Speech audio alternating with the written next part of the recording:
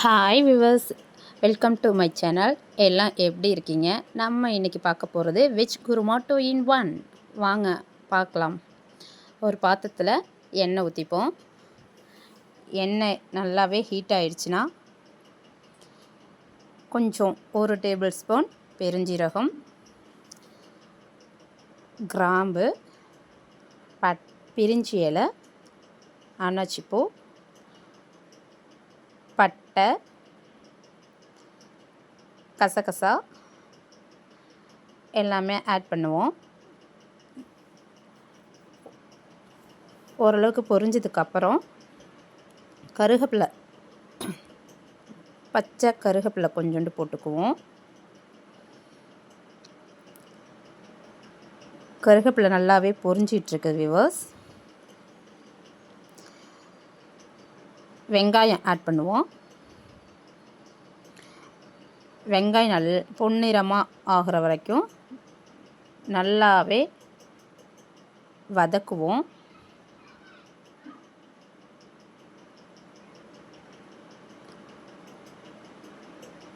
வெங்காயம் நல்லா வதக்கினதுக்கு அப்புறம் பச்சை மிளகாய் ஆட் பண்ணுவோம். பச்சை மிளகாவும் ஓரளவுக்கு சேர்ந்து நல்லா வதங்கினதுக்கப்புறம் இஞ்சி பூண்டு பேஸ்ட் போட்டு நல்லா வதக்குவோம்.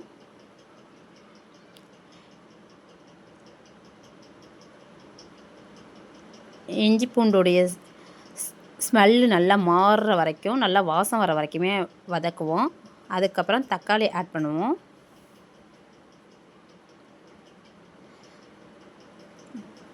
தக்காளியை நல்லாவே வதக்கி விடுவோம். வெங்காயம், தக்காளி, பச்சை மிளகா 3மே நல்லா கலந்து நல்லாவே வதக்குவோம். நல்லா வதக்குவோம் ஃப்ரெண்ட்ஸ்.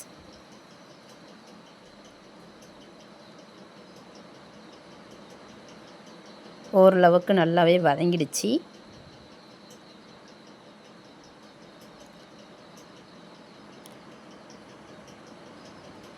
நல்லாவே வதங்கிடுச்சு ஃப்ரெண்ட்ஸ். இப்போது நம்ம மஞ்சத்தூள் ஆட் பண்ணுவோம். மஞ்சள் ஸ்மெல்லு போகிற வரைக்கும் நல்லாவே வதக்குவோம்.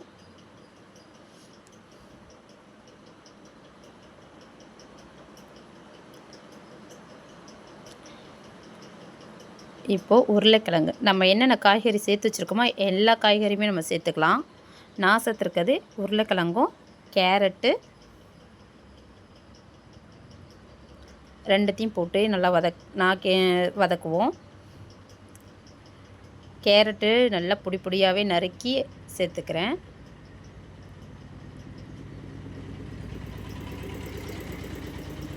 இப்போது வெங்காயத்தோடு சேர்த்து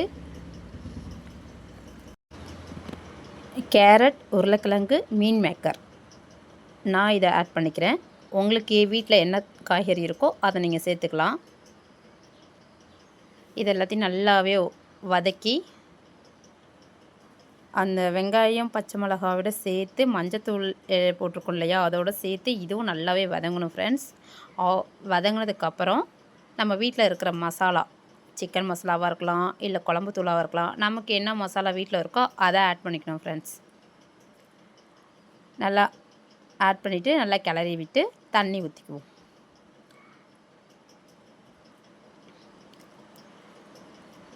தேவையான அளவுக்கு தண்ணி ஊற்றி தேவையான அளவுக்கு உப்பு போட்டு கிளறி விடுவோம்.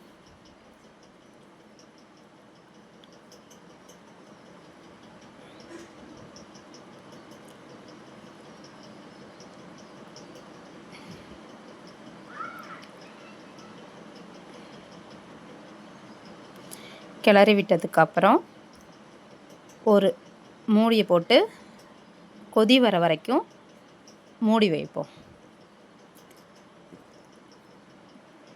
ஓரளவுக்கு நல்லா கொதி வரப்போகுது ஃப்ரெண்ட்ஸ். 10 நிமிஷம் நல்லா கொதிக்க விடுவோம்.